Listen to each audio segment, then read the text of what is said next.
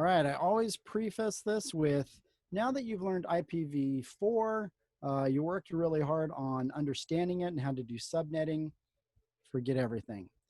Because IPv6 is different. I am going to associate a lot of similar concepts from IPv4 for IPv6, but very little bit of it kind of translates one for one. It's similar, but it's not exactly the same. But that's kind of how I'll reference it. I'll go, this is kind of like what a broadcast is in IPv4, but it's still kind of a little different. Okay, so let's talk a little bit about this. So we've already covered some of this, so I'm going to fly by some of the stuff we've already covered about it. IPv6, why are we using IPv6? Why do we need it? The number one reason is we've run out of IPv4 addresses. They're gone. IPv4 has 32-bit address. That's 4.3 billion that are available, and they are gone. We have used them all up. There are a few organizations and universities which are hoarding some of them and selling them when they need money, but pretty much it's gone, right? And yeah, we've also had to build in, because of this depletion, we've had to build in several other technologies to work around things. That's why subnetting is so crazy. That's why we have public and private IP addresses, why we have to reuse all these private IP addresses. That's why I have a 192.168 address here at my home, and you have a 192.168 address at home, because we have to reuse them somehow. And so we have to figure out how to do the subnetting and something called NAT, where we do network address translation through our router, which doesn't really exist with IPv6. It kind of does, but not really. And we have all these reserved IP addresses, right? That goes away with IPv6. It helps solve a lot of these problems.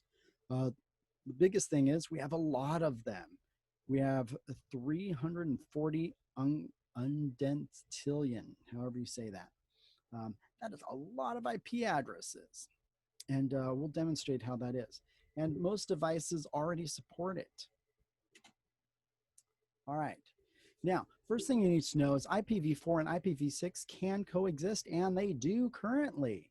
It's something called dual stack, which is supported by all devices within the last 20 years.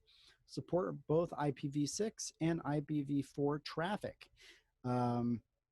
You just turn on the device and they work. Yeah, if you bought a PC since 2000, early 2000s, it works with IPv6 and IPv4, and it can do both of them at the same time. All these devices can do it. You just leave everything alone and it works. That's called dual stack. That means the device can support both things. So that's the most common implementation that's out there. The second most common implementation that's out there is called tunneling. So say you do have an old router that can't handle IPv6. Well, what you can do is you can tunnel IPv6 through an IPv4 tunnel. So is another way of doing that. Yeah, so a little bit more configuration and everything else, but definitely doable for these older devices. I have seen some tunneling, but it is quickly fading because most devices can do both. And then finally, there is translation, where the router kind of does the work, where it takes an IPv4 and it translates it to IPv6, and the router just does the work for you. All right, as we've mentioned before in previous modules, IPv6 has 8 16-bit segments in it, right? It's a lot longer than IPv4, and it's not decimal anymore. It is in hexadecimal. So each segment is called a hextet instead of an octet like it is in IPv4. If you look at these two hextets, these first two, that is the entirety of IPv4. 2 segments here is all IPv4. So we have all these other segments available to us. Just to kind of show you again the drastic difference in size difference of IPv6 over IPv4, right? So each segment can handle 4 bits, right? Each little digit. That's your hexadecimal number there from 0 to F.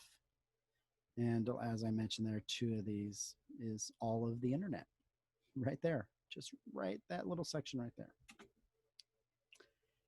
These are some examples of IPv6 and what they look like. A whole bunch of zeros because we haven't filled them in yet. It's still so big. All right, there are a few rules in addressing, and again, this should be reviewed because we did cover this in other modules, so I'm going through this very quick. And these aren't too hard concepts to pick up on if this is the first time we're going through this with you as well. So the first rule of addressing is you can remove any leading zeros. For example, if you have one of the hextets that is 01AB, well, if it's to the left, you can just drop it, right? This has, the bottom one here has 2. Well, you can drop them, boom. So it's just AB. It's similar to, we don't ever say the number 5. We don't say the number 5 is 0005, right? We just say it's 5. We don't put any zeros to the left, right? And so it's the same thing with IPv6 addressing. You can drop those per hextet, per segment, right? So here's some examples of omitting zeros. So here you have a 0 dB8, and with no leading zero, you just drop it. Here's 3 leading zeros with an A. You just drop all the zeros and you leave the A, and so forth. Another thing is you can condense the address with consecutive colons, 2 double colons, which can replace multiple segments or hextets of all zeros, right? So here's an example. You have this section here. You have 1, 2, 3 segments, which are all zeros, right? Where you can just clear those out, and you could put the 2 colons together, and you can shorten the address and compress it to that. Pretty straightforward. You can only use the double colons once, right? You can't do it twice. As the example here, which is the second example here, right? You have 2 octets or hextets, sorry, of all zeros. So you have 0, 0 here, and then you have all zeros at the end. You can put it either here or you can put it at the end. Doesn't matter where you put it at. You just have to decide. And of course, we're going to put it at the end. So with these, you can just shrink down to zeros, right? That way we know the spacing of everything. All right, there are different types of IPv6 addresses, and they use different terminology, which I'm going to try and relate to IPv4 a little bit, right? They have a unicast address, which is a 1-for-1, right? So that's where you have a unique IP address on one end device and a unique IP address on the other device, and it sends it, boom, boom, right? You have multicast, which can send to almost all destinations, and then you have anycast, which is 1 or 2 or 3 devices at once if you need to do that. A big thing that's out there is no broadcast addresses. So there's no broadcast address within it. They don't do that. You can do kind of an all node multicast type of thing, which has similar effects to what an IPv4 broadcast is. But the term broadcast is not used in IPv6 language. IPv6 does have source and destination addresses, very similar to them. We'll talk about some of this other stuff. This is just kind of, I cover all this in other slides. Yeah, it's very wordy. There is a portion of an IPv6 address that is the network, except you don't call it the network portion. It is called the prefix portion, right? So the prefix, what we used to call as the network portion of IPv4 is now called the prefix section. And you notice we still can use the /64 here, which is the number of bits which are being used for the prefix, right? And then the second portion in IPv4, we used to call it hosts. It's now called interface ID, is the second portion there on the right, right? And so you can distinguish the size of the prefix and the size of the interface ID with the slash and the number of bits you want to use. The most common and the only ones they're really dishing out right now are /64, which splits your IPv address directly in half. All right, how do we subnet? Well, it's really easy. I'm going to show you here in just 2 or 3 slides, and I promise I won't take more than 5 minutes. So with a IPv6 and you're using a prefix of 64, the last segment is your subnet mask, or not subnet, but your subnet ID. We don't have a mask anymore. That does not exist. There's no second number or address that you combined with this. That's one of the advantages of IPv6. They have built it into the address itself, right? And so if we are to cut this in half, you know, this is a 64-bit prefix. The last section or hextet of that address is the subnet ID, and you just give it a number. It could be 0, it could be 1, it could be 2, it can be 3, it can be any hexadecimal number, 4 hexadecimal numbers, right? Because it's a hextet, and that is your subnet ID, right? So again, terminology, prefix. Prefix is this network portion, the beginning portion. Subnet ID is the hextet that you use for your subnetting purposes. And then interface ID is where you put your host, or what we used to call our host portion of the IP address with IPv4. So let me show you some examples here of subnetting, right? This is a /64 IPv6 address, which takes 1, 2, 3, 4. Remember, there are 8 segments, right? 5, 6, 7, 8. We're cutting this in the line right here, right? Let me get the annotation here going so I can draw a little bit here, right? That's where our 64 cuts off, right? So this is our last hectet in the prefix section. So this is our subnet A. That's it. If you change this to B or C or something else, you're in a new subnet. That's it. Now this is an 80, which we're going to cut off right here. So you take this last one, that's your subnet, 63. It's on the 63 subnet. That's the 63 ID.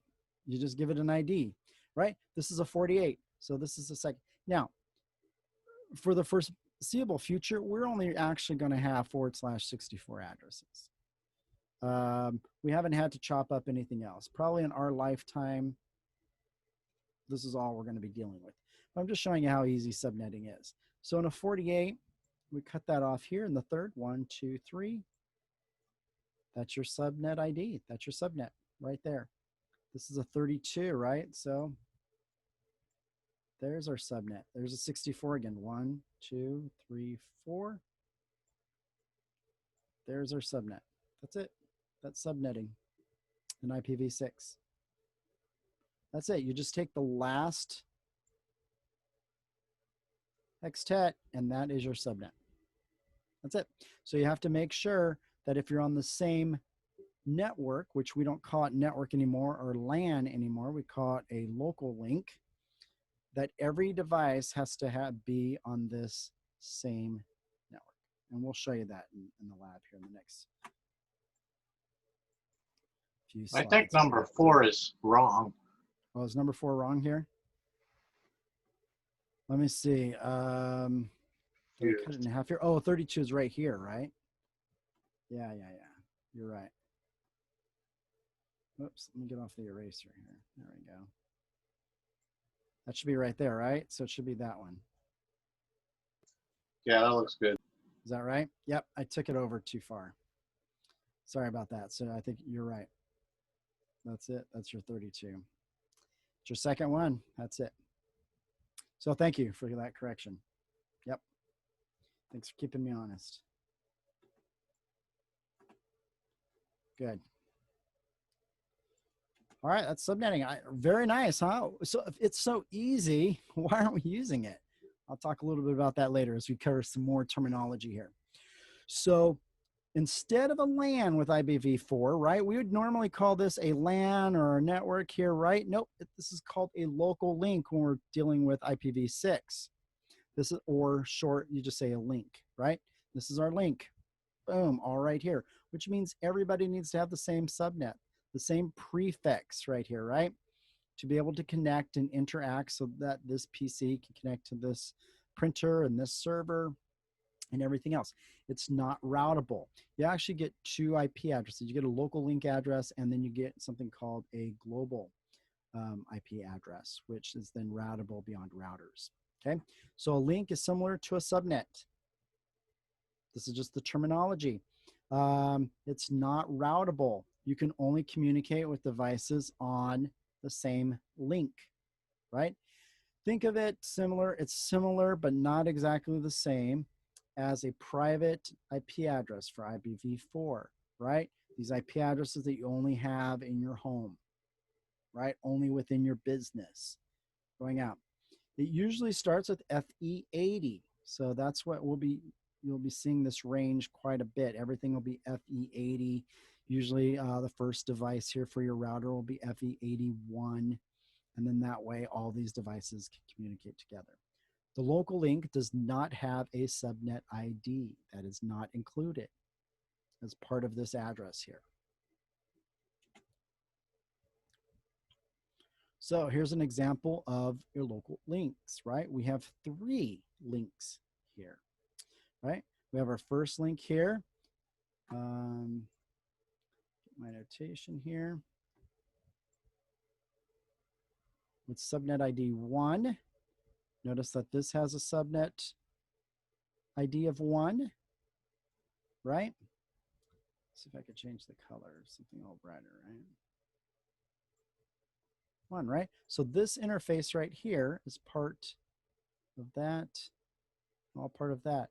And this here is .10, right? It has this same address and then a 10 at the end, right? For this, for PC1. Notice that are another network. It's really easy, right? You can just say subnet ID 2, and this is our subnet 3, right? So we have 3 links that are going on here in our topology, right? This router interface is on the 2 subnet. This interface that's facing the world is on 3, right? Facing our ISP that goes out there.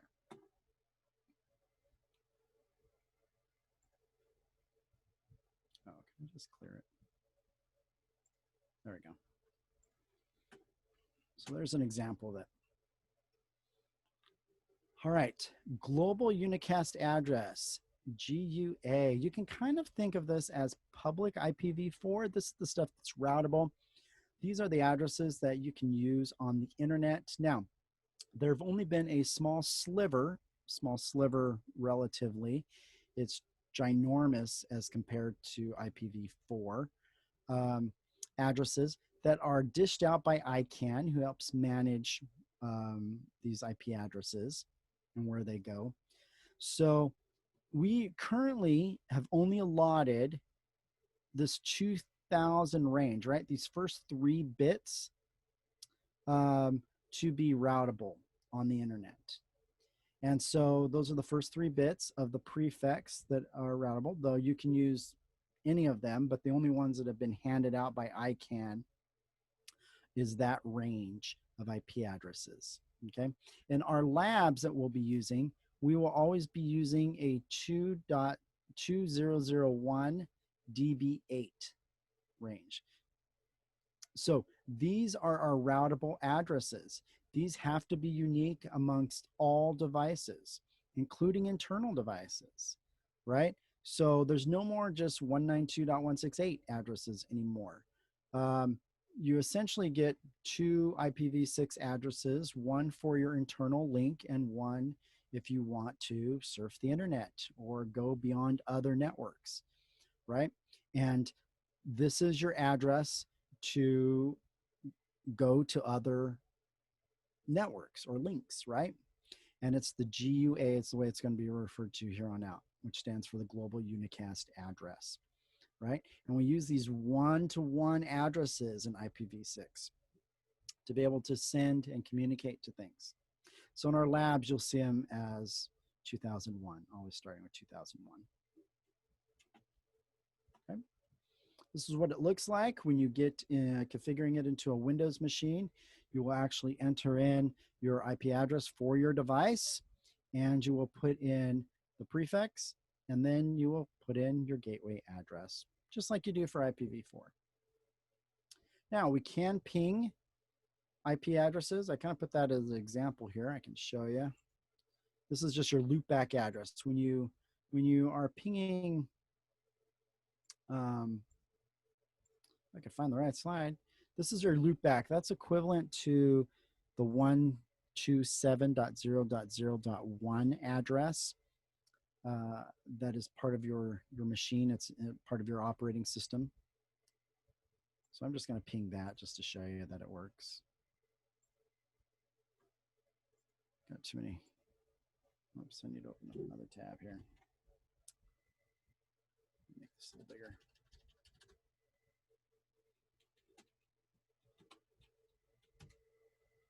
Yep, means IPv6 is working on my system that I'm showing you. That my operating system supports IPv6 and that I am IPv6 available. That's basically all this is showing when you're pinging this address, because this address isn't routable. It's only internal to your machine that you're on. All right. All right. What if we want to use dynamic addressing? There are 3 different methods in which we use dynamic. For IPv4, there's really only one other way, and it's DHCP. You have to have a DHCP server, and it allocates and manages what devices get IP addresses. You turn on your machine sends out a broadcast, but remember there's no broadcast for IPv6. I'm talking about IPv4, but it sends out a broadcast. DHCP server goes, hey, I have IP addresses, and it sends back an IP address for the device to have that IP address, right? Makes it nice and manageable. Your home router that you use, that you got from your ISP, that's a DHCP server. That's how your phones and your devices at your home get their IP addresses. You have to have a DHCP server to automatically receive IP addresses with IPv4. That changes with IPv6. You do not need to have a DHCP, though you can. So something called Slack is implemented with IPv6. You do not need a DHCP server, though it runs on a different protocol. IPv6, if you do have a DHCP server, it uses the router. And the router uses a special advertisement packet that is sent out. It's called an RA packet, and it's advertisement where the router looks for any devices which are capable of IPv6. And it sends out a message. You go, hey, I am on, this is my prefix. And it will send out, go, hey, this is my prefix. And the machine will grab it and it will apply that prefix, and then it will randomly generate an interface ID portion of your IPv6 address. Your operating system will do that automatically. And that's it. It's just your router and your PC, and that's it. You don't need a separate server or service running. It's just automatically built into IPv6 and to your operating system on your device. Makes it pretty nice, right? Cuts down on traffic, control, centralizing, and everything else. Now, if you do want a little bit more of your own control and not having the operating system develop your own IPv6 dynamic address, you can implement DHCP for IPv6. This is called stateful. You set up a DHCP version 6 server, and all your requests are sent out. Your prefix is still sent from the router, and that is sent to the PC, and then it's sent out to the router, and then it comes back, and it works very much like it does with IPv4. Now, what gets a little crazy is you can combine these two methods, the slack and the slate full.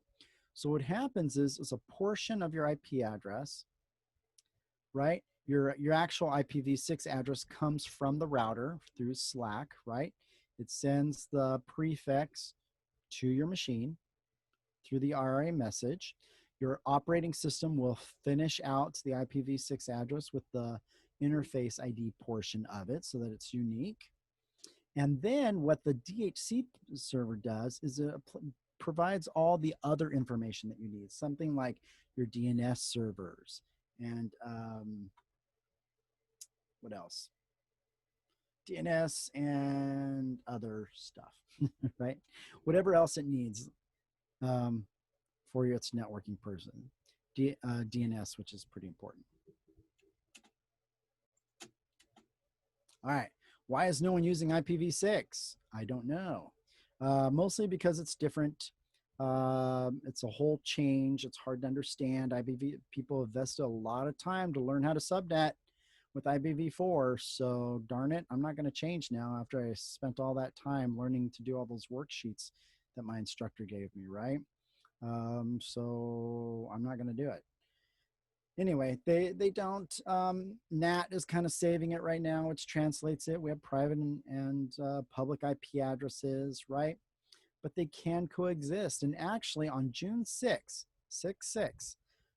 every year for the last few years, big companies have turned off IPv4. Facebook, Amazon have turned off IPv4 and strictly ran business on IPv6.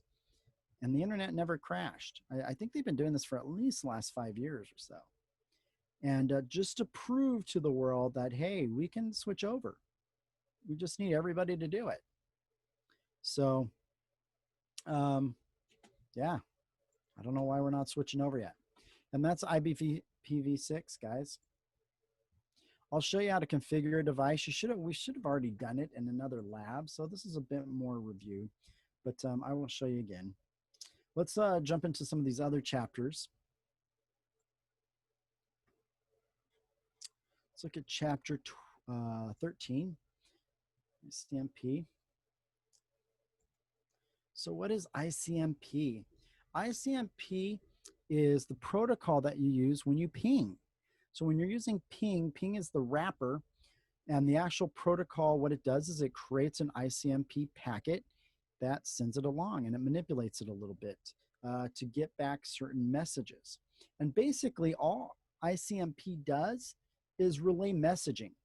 Most people think, oh, it just tells you if you're connected to a device or not. Well, that's two of its messages that it gives you, but it provides more.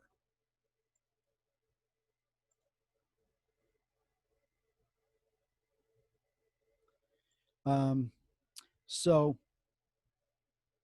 let me show you some of these messages that it reaches. One of the messages it reaches, and the most common one, is called host reachability.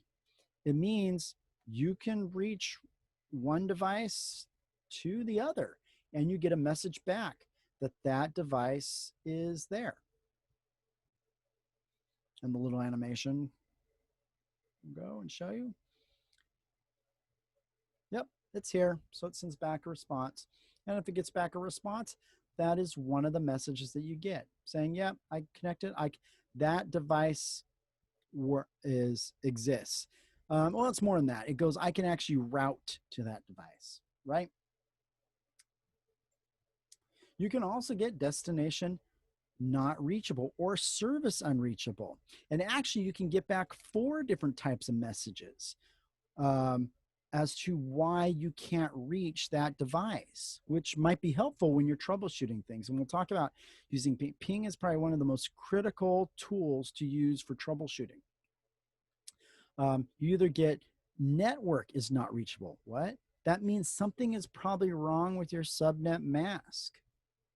You can't reach that network for whatever reason. Like the router doesn't even know where to send it to. It's probably dying at the router. Now, or you can have a message come back saying host is unreachable. That is more common, meaning I can find the network, but that device on the network, that other network, I can't find it. It doesn't exist, or it's turned off, or something else. It can also reach higher level protocols so that the protocol is not reachable. Maybe only IPv6 is turned on, not IPv4, and you're pinging IPv4. So it'll come back saying, well, kind of the network's there, something's there, but it's we can't find what you're looking for based upon that protocol. Or port. It can also identify ports, which we'll talk about here in the next chapter with the transport layer. Meaning, hey, I can actually reach the device, but guess what? It's not running the web page that I want it to, or it's not even running a web server. It's not running file sharing. So I want to transfer a file, but I can't transfer that file. Now I ping it and it goes like, well, it finds it, but it's not actually still letting me transmit that file. Well, that's because maybe the service of itself is down. And so the port would be down and unreachable as well. Okay. And you have similar communications with IPv6.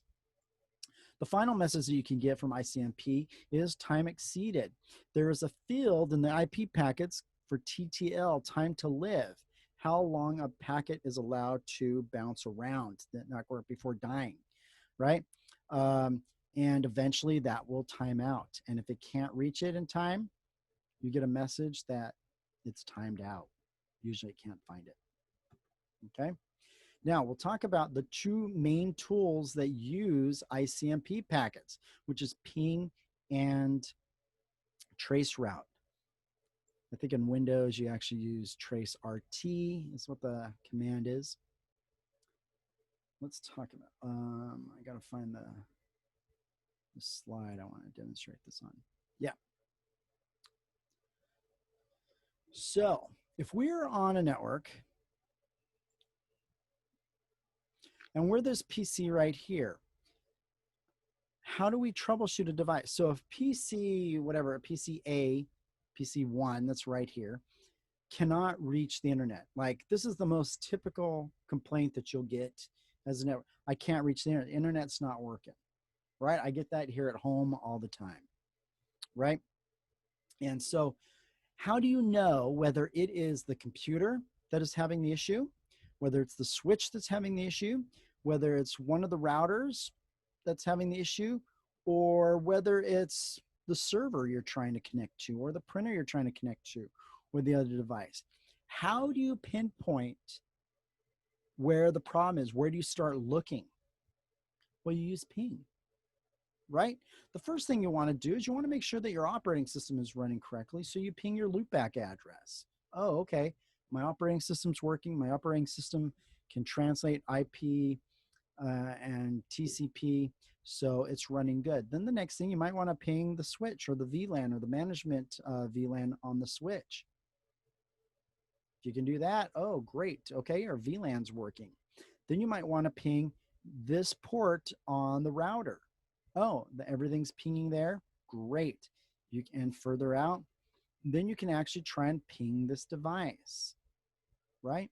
If everything's good, everything should be connecting, right? However, if it fails at any one of these paths along the way, you know it has to be that last device that you didn't get a response back from. Then you can go directly to the router that's having the issue. Or maybe someone tripped over the cable and that PC is just unplugged and you couldn't even get out of the PC, right? Sometimes now this is not showing the cloud, the internet, but then maybe sometimes you have to ping out to the internet, right? So ping, very powerful tool. You can ping IP addresses, or you can ping host names. I usually ping both out on the internet. I just had this happen last week on my internet, right? Everyone in my home's complaining that our internet's out, right? I ping google.com. Nothing happens. I don't get anything back. I ping 8.8.8.8. I get pings come back. 8.8.8.8 is a Google server. The only reason I ping that is because it's easy to remember, right? And it's not on my network, it's out on the internet somewhere. It's a public IP address. Well, what happens is my ISP, Frontier, their DNS servers went down. So things were not resolving. So all I did was I went into my router and I put in some other IP addresses. I used freely available IP addresses offered by OpenDNS. And I put them in my router. The internet was working at my house now for my kids and for everybody else. So ping, a very powerful tool, right? To get back those messages. Now, Traceroute does something different, right? This is actually the Traceroute slide. Traceroute only counts routers. It counts your path and what routers to use. So sometimes if you are trying to go out to a destination and you don't know like what this third router is, you would use Traceroute, right? And it brings back a message. It doesn't tell you anything about this switch, and it doesn't tell you anything about the end devices. All it does is it tells you, boom, I can get this router. Now I need to get to this router. Now I need to get to this router. So if you put in this IP address of this device, number 2, and you trace route to it, it's just going to tell you the hops, meaning router to router to router. Make sure all the routers are intact. So that's the difference between traceroute and ping. Ping, you can actually get the end device. Traceroute, you're only counting hops. Can it get to the router that gets me to the network that I need to be on? That's it. But both Traceroute and ping use ICMP packets on it. That's why you have a whole section dedicated to that, right? And that's chapter 13. Let's talk about the transport layer, guys. Transport layer.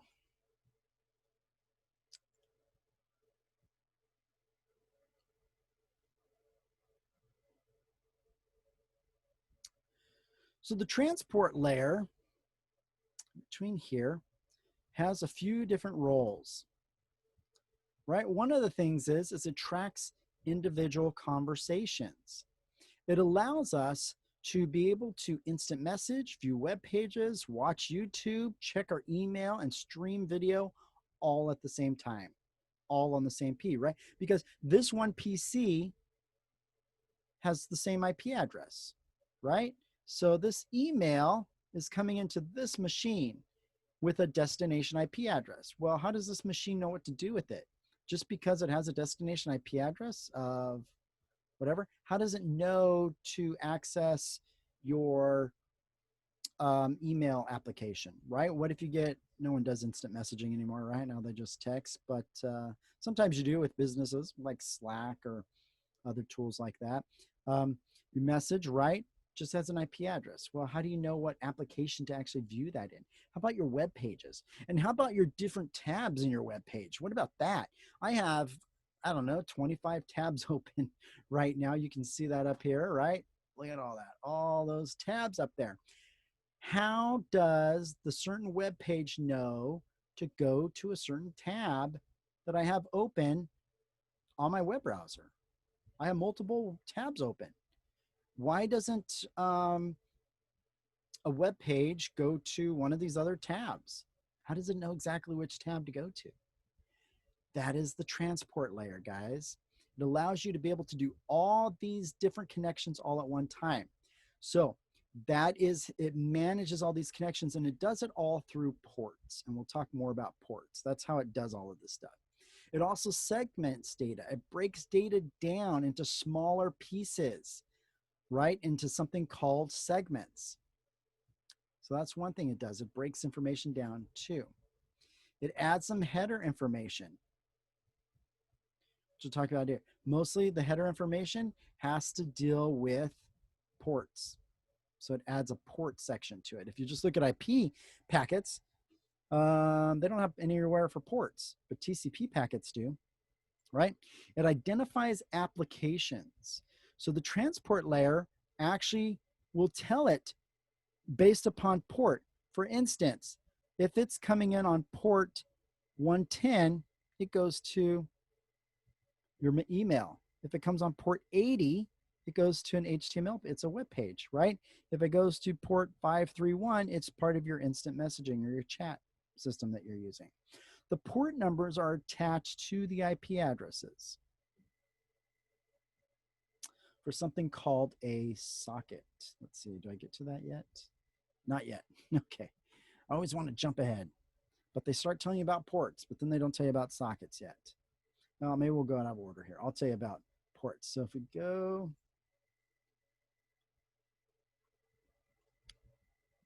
oh, I gotta go to the next section here. Port numbers. Socket pairs. So unlike an IP packet, they only have a source port number and a destination port number. So how this works at the TCP level or the UDP level, which we'll talk about those protocols later, is let's talk about our web browser and my tabs that I have open here. So if I open up a new tab and I want to go to Facebook, Facebook knows to come back to this tab and not to my Zoom tab. Well, how did it know how to do that? Well, what happened was wow, this actually I'm already logged in, right? So what happens is that my operating system randomly assigns a port number to this tab when I opened up that tab. Firefox is the browser that I'm using. Firefox and my operating system get together and they designate a port. And then Facebook is running on a particular port. That would be the destination address, right? This one is randomly generated. The one that is assigned to this tab for Zoom is assigned a different port number. This DuckDuckGo search on IPv6 subnetting is on a different port, all on my local machine. These are all the source IP address. The destination is the site that I'm trying to access, like Facebook. Now, when we combined an IP address and a port number, we call it a socket. Do we have an example here of it? Yes, right here. A socket for a website might look something like this. So it's an IP address :80. If you were a pioneer on the internet back in the 80s and early 90s, this is how actually you had to include the port number of the service that you're acting. This is what we had to type into DOS when we were on our 56K dial-up modem. Once we were connected. Now your browser automatically does it for you.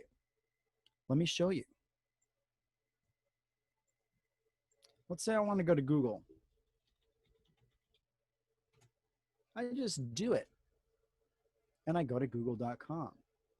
Well, what if I add a port number to the end of this?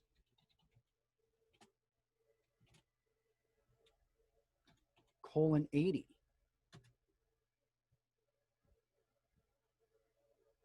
Oh, it takes me to DuckDuckGo. I tested it out earlier and it worked. Should just go. Yeah, there it is. I must have put a space in there. Took me directly to google.com because it brought me to the web server for Google's search site, right? If I add another port there, it's not supported.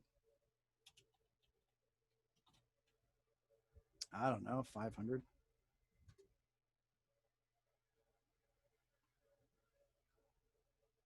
Still searching. It's going to time out here eventually. You can see up here, it's still searching. Should have probably done this on a new tab so you don't think I'm actually on Google. And I have the X up here, which means it's not connecting. See, it's still trying to connect. You can see it down there too. Still trying to connect. It's not finding it, guys. Because web pages don't run on port 500 normally. Every service and device runs on a particular port. So you have to put the port number here, right? The source might be 1099, while The destination will be 80. Any web page, HTTP page is going to be 80. Any HTTPS page will be 443. So let's go back here since I've utterly confused you a little bit. Okay.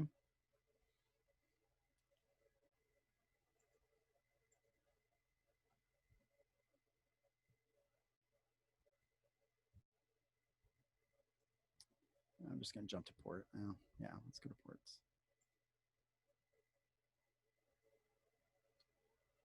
Ports are segmented into different groups and ranges, right? Well-known ports are from 0 to 1023. So for instance, SSH is 22. Email is 110. All finds into this normal, well-known ports. Then you have register ports for like other applications, for like Radius Server, Active Directory, other things are in these registered ports. And then you have all these other dynamic ports. These are the ports that your tabs on your web browser are probably going to be associated with. These really high port numbers and everything else, just to show you that there's a section. All right, but the most important thing is that ports run off different services, right? FTP runs off port 21. Web servers run off port 80. Like I said, SSH runs off 22 because I use SSH all the time, right? SSL runs off 443, which is a type of encryption certificate. And for HTTPS websites, things like that. They're all assigned different ports. That's how one server, one physical machine server can be an FTP server and a web server and an email server all at once. They all have those ports open. So when a packet comes in or a segment comes in, it goes knocking and it knows not to send it to, you know, if it's for a website, it doesn't send it to the FTP engine that's in there. It only sends it to the web engine that's on there. So ports are directly tied to services that are running on other machines. When we put together IP addresses and port numbers, it's called a socket, right? There are two types of protocols that are on the transport layer. Let's see, 14.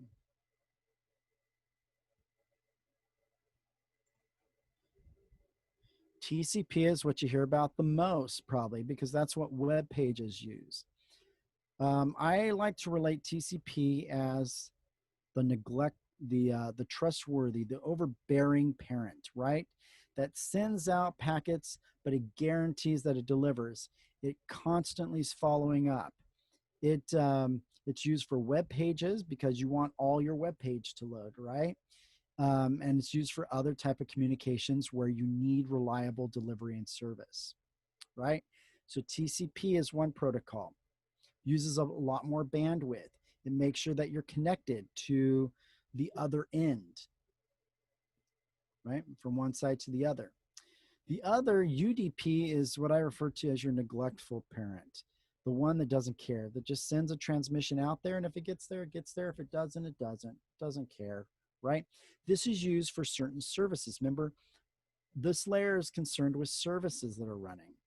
FTP or TFTP is one of those services. If you're transferring a file from here to there, it doesn't guarantee delivery.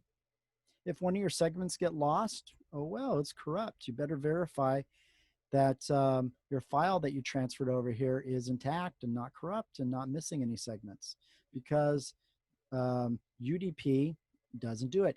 UDP is one of them that does it. I'm trying to think what else. Oh, streaming services, voice over IP.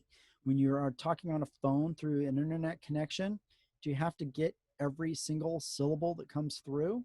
No, right now we're on Zoom. Zoom uses UDP. If a frame or a glitch or a little sound segment gets dropped, your ears aren't going to be able to tell the difference. As long as you're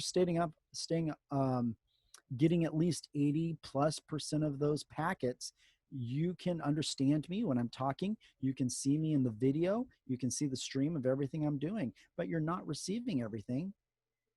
There's a loss to it, and it's not guaranteeing any, because we want quick response time, right? And if a little glitch, a little few pixels on my video gets lost, you're not even going to know it because it's there and it's gone within a millisecond, right? So that's what UDP is used for. And we usually just refer to these two protocols in the transport layer. And that's chapter 14, guys. Let's go to chapter 15. Chapter 15 is the application layer. We do not focus too much that on the CCNA, just at a very high level. And when you actually look at the TCPI model instead over the OSI model, they actually group together the top sections here, the session, the presentation, the application layer, all in one. It's basically your data, right? Now that you have a connection, you have an application that's tied through a port to a particular service like email or something else. Now everything else is just your pictures or the text on your web page or the picture of your web page or your video on YouTube. That's all it is. It's just your data, right? And that's what all this is. It's just all your data. That's all lumped together. And so we'll talk about some of these services that are on the application layer, right? One of this for websites, the most common is HTTP. This is what allows you to view web pages, right? Uses a client-server relationship. There's a certain handshake that happens at this layer so that you can actually read text in a web browser. It's all handled by your web browser and through the web server. And to be honest, we don't normally talk about it. There's this GET and this push protocols that HTTP uses to actually display the web page on your browser. But to be honest, for the CCNA certification, we do not worry too much about these upper protocols. You need to be aware of what they are, but that's about it. And that's all I'm going to go through, right? You're aware of email protocols, right? There are several different email protocols. There's IMAP and POP. You're probably most familiar with IMAP. That's where all your emails are kept on a server. If you use POP, all your emails are downloaded to your local machine. SMTP is what manages emails to be sent. And then these others, IMAP and POP, are what receive your email. That's all you really kind of need to know about it. DNS, really kind of important, right? DNS translates Cisco.com to an IP address. That's its whole function. We're not going to be setting up DNS servers and talk about too much about how DNS works, not for CCNA, because you're just not going to get a lot of questions on it. Just know what DNS is and what it does, right? But it's one of these application layers. It's an application that you work with, right? Another one for file transfer, very common, is FTP. Be aware with that. That's where you drag and drop over a document. This is usually what web designers use. They use this protocol to drop their coding for their HTML pages that they create and drop it over to the HTTP server or the web server. And they use FTP to usually do that for. And usually you just drag and drop it over and it goes over to the server and there you go. That's chapter 15, guys. Be aware of some of these protocols and what they do. You may get one or two questions about it. Oh, something I do want to show you. Sorry, going back to chapter 14 in ports. There is a command that you can use in the terminal. Works on Windows and Linux. It's called netstat. This is how you view what ports you have open. And look at this. If you go up here, oops, maybe I should have. I'll look at the interesting part up here at the top. So netstat's the command I typed right there. And it shows you that we're running a TCP protocol, right? And these are most likely all the web pages I have open and the tabs I have open. So look at this. This is probably my first tab that I have open. This is the name of my PC. It's my office PC is what I call it on my home network. And it goes to this. And this can be broken down to an IP address. I know it's kind of being displayed a little funny here, and it's HTTP, right? Now, it's interesting, it's not giving you a port number here. This is my source destination port number, and this is actually my destination port number. This is my, so this is my source, this is my destination. And instead of giving a port number, they're just naming the service that that port is tied to. So this is why you need to understand what port numbers are tied to what services. HTTPS, I told you, is port 443. So this is running where I'm going to is port 3. And most websites now are HTTPS now, which just means they're encrypted, running on port 443. And sometimes you'll get the host name of Thumb. That must be on some Star Edge, I don't know, website or something like that. Yeah. Oh, here's this port. This is for my local server. I have a server here running at home. And for me to access it for my virtual machines I'm running here on home, it's running on port 8006, but I have it open in a tab, this tab right here. This is my home server. I have it right up there on this port, right up there. Look, it's a local IP address. It's not open to the world. I don't have it open to the internet. It's just for me to run some servers and services here. No, but that's this tab here, and that's what this line is telling me is open. So you don't need to be able to read all this information.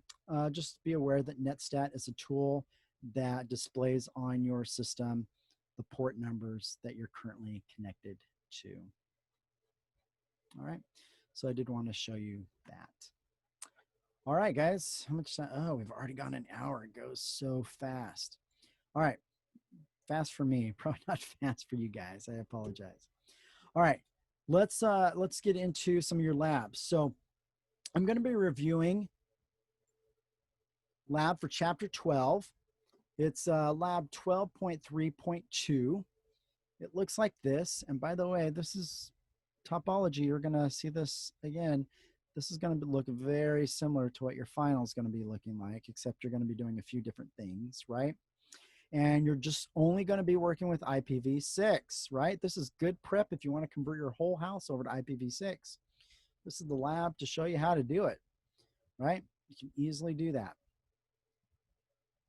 So the first thing you have to do, hopefully this is big enough for you guys, and we've done this before in another lab, is you need to make sure that your switch is ready to receive and to manage IPv6 addresses. And remember, one way to manage IPv4 and IPv6 is to dual stack it. And that's all we're doing is turning on that setting using something called a template in our switch. So this is switch 1. We're going to go in, and I had to pre-do this because I had to reload my, you have to reload your switch once you set this template up. And that takes a while, and I don't think you guys want to watch it just reload right before I can do anything. So I've already done that. Did that work? I'm sorry. Did that work for you? Because I could not get that to work. There's a lab we did a couple weeks ago, and I could not get that to work on the switch, whatever number it was we were trying to use. I tried different switches even, and it would never take that command. Yeah, I think in Packet Tracer, it probably does not work is probably the problem.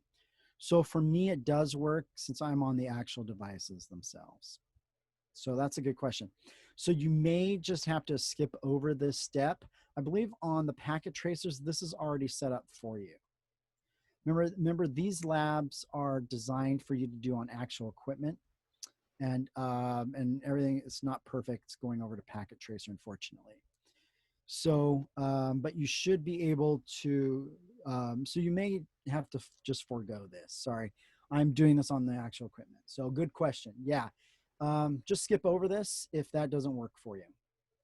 And I believe the switches on Packet Tracer already have this set up for you and ready to go, so that you're able to do IPv6. Did anyone had any other problems with that? No, it seemed to work. Okay. So I figured that was probably the case. It just, you couldn't execute any of those commands. Yeah, and I'm just bringing, yeah, and I guess I should bring that up, and that's a good point. I didn't even think of that. And that's just, it's a Packet Tracer issue. So when we get back in the classroom, you will be doing that. Talking about the classroom too, make sure you guys start registering for 1201. It will be remote delivery as well. So it'd be Mike who's going to be teaching it. He'll set up a certain time. Now, I do think the time is in the daytime. If that conflicts with some people working, that's okay. Mike records all of his lectures, and so you can see all his lectures and everything else and just bring it up. So you can always reach out to Mike too if you have any other specific questions. But I do encourage all of you guys to register, because in a few weeks here, they're going to start dropping classes if they don't start filling up. And for some reason, our Cisco students love to register at the very last moment for some reason. And it freaks out my dean and his admin who starts dropping classes. And we always have to fight for our classes to stay. So anyway, just a little plug. Go register now, okay? All right. And you can always drop it later. So for whatever reason, like you can't complete the final or something like that, you can always drop it. But register and reserve your place in that class now. All right, so this is what I am going to do here is I'm going to set up this interface with the IPv6 addresses. It's very similar, and you guys have already done this with IPv4, and I think you've all done it with IPv6 as well. But so this should just really just be a review for you. So I'm going to go into these two interfaces, and I'm going to set up this IP address. Let me just shrink it down here. I think I am on the switch, but let me go to router 4. Yep, so I'm on router 1. And so I'm going to go to enable mode, show IP interface brief. I am doing the shortcut commands because that's what I prefer, and you guys might as well use them too. All right, so look at, you can see none of the interfaces are assigned at all. Actually, I think I need to do IPv6. Yep. And you can see there IPv6 is not assigned either to any of these interfaces. So I'm going to go into global configuration mode. I'm going to go to interface G001. I'll do 0 first. Then it's IPv6 address. And I'm going to give it the address it wants, just 2001 colon DB8 colon ACAD colon A colon 1. And you can put in the entire address if you want. Like you can put all those zeros that those 2 colons are doing. If you like typing a lot for whatever reason, you can. But it does take the condensed IP address. Oh, what did I miss here? Oh, I forgot my prefix. You have to have the prefix there. That's what I was forgetting. Make sure I turn this on. Now shut. Then I'm going to go to my next interface. Yep, we'll see it turning on here. Interface G001. I'm going to move this up to the top here. Then my IPv6 address. And it's going to be 001 colon DB8 colon CAD colon 1. So it's on the same subnet.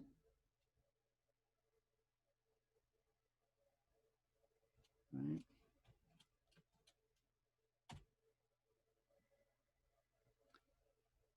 Did I don't have it. I think, did the other one I put on the 1 subnet or the A subnet? Let's see here. So the first one should have been on, I don't think I did that one on A. I'll have to go look. That one's 1. I'll get a conflict here. So I think I did 1. So I think I have these backwards. Oh, shit. I'll have to take a look here. Yeah, let me get a conflict here.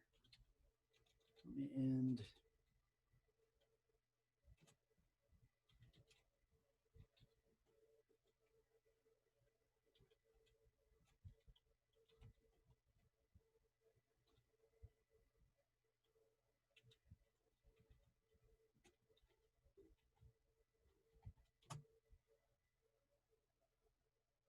Oh, I did put it on the A. Okay, good. Good. All right. So this first one is on the A, which is what it should be. And this is how you verify it with the show interface command, right? So I'm just going to do this and change that to, and this one I put on the 1, right? That's important because they're on 2 different networks, right? So I just configured this interface and this interface, which are on 2 different networks, right? One's on the A. So this PCB is on the A and PCA, right here, or this interface on the router is on the 1 subnet. But look, everything else is the same, right?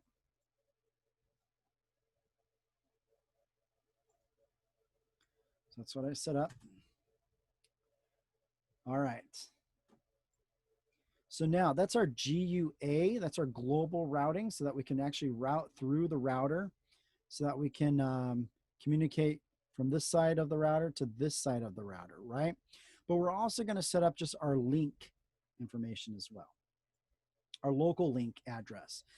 Now on this network, it's so simple. There's only 1 device really on this network. I guess if I want to remote into this switch, I can, but it's very good common practice. I mean, even if there's 1 device, technically with this topology, you wouldn't need to set up a link, but we're going to anyways. Well, I guess you have to, because you have multiple devices. You have this device and this device on the same link. So if you just wanted to get to your router, you want to do it too. So let's set that up. Right, so these are our link addresses that we're going to be setting up for those same interfaces. Let me get that up to the top.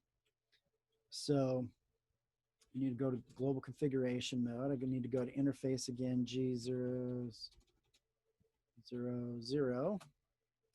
right? And I'm going to do IPv6 address, and I'm going to do my FE80 : 1 link local. Bad. What am I doing wrong here? Let's see.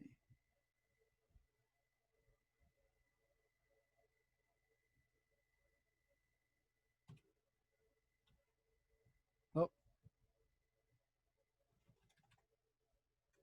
it's supposed to be an E. There we go. It has to be a valid address. This is the default that we're supposed to be getting, right? It has to be FE80. So that's my mistake that I was doing. Then we go to the next interface, G001.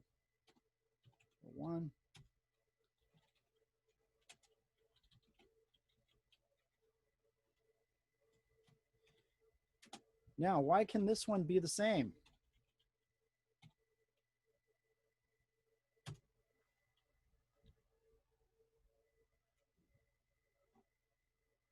Remember the other one? I was so particular that I was on the same, had the same subnet ID on my previous IPv6. What is different about a local link IPv6 address?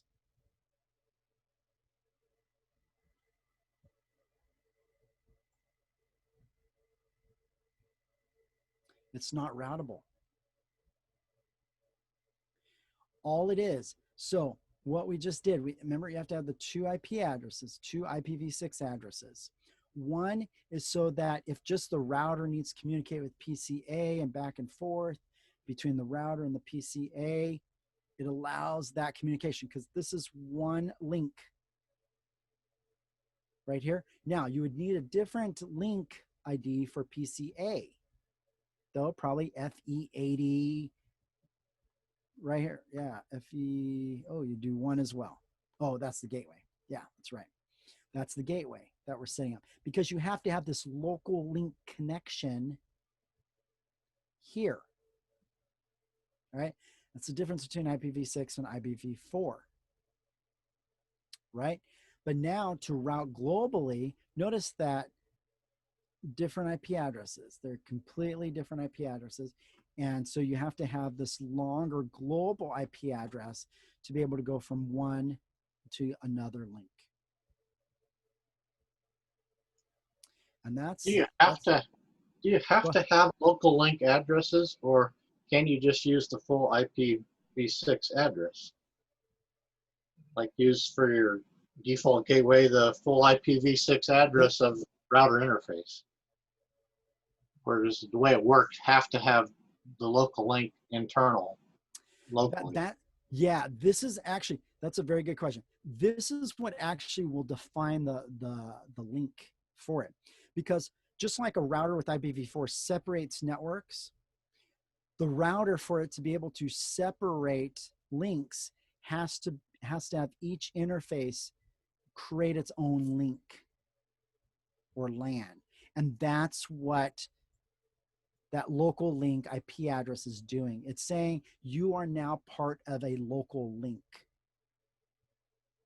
And so, yes, you do have to have both. Now, let's say we cut PCB out of the picture here.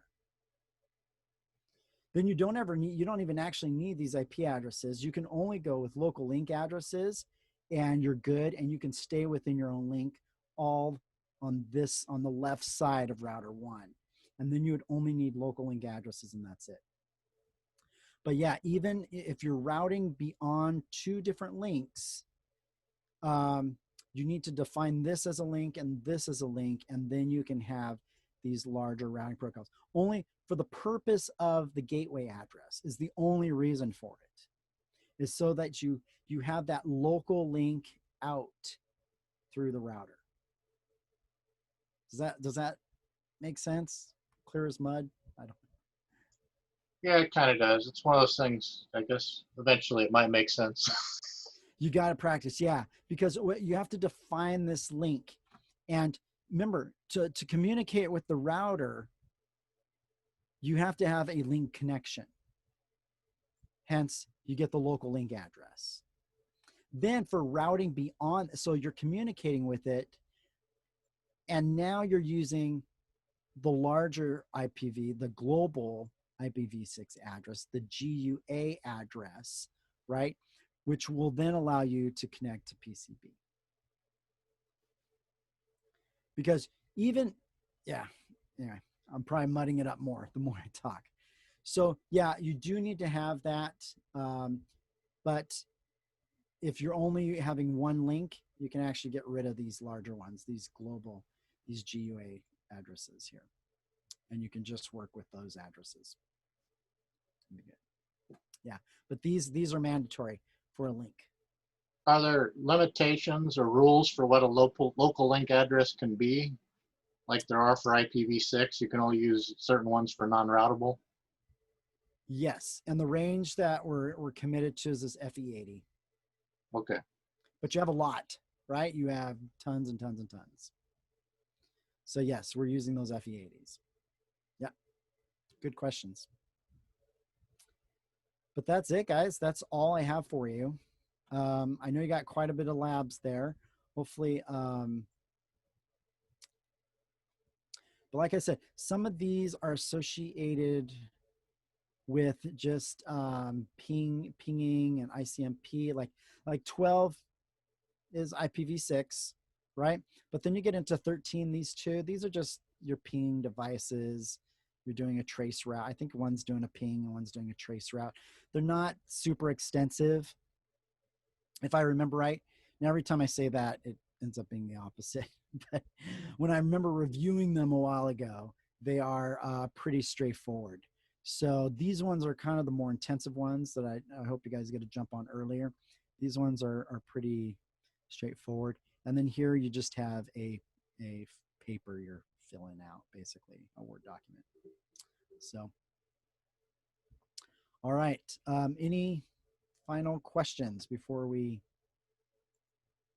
we end here for the night.